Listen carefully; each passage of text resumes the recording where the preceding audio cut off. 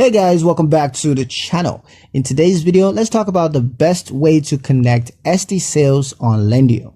Now, the best way to do this is to create a direct integration that automatically imports orders, fees, and refunds.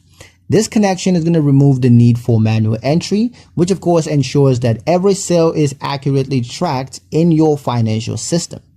Once Esty is linked, you can categorize revenue and expenses. You can also monitor net income and track trends in real time. This clarity helps you to understand which products are most profitable, as well as to manage inventory cost and prepare for taxes without extra effort.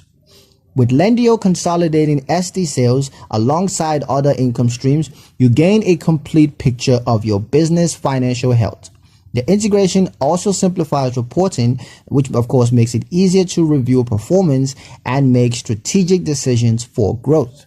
But yeah, that's pretty much it for the video, guys. Hope you liked it. Hope you found the information here useful enough.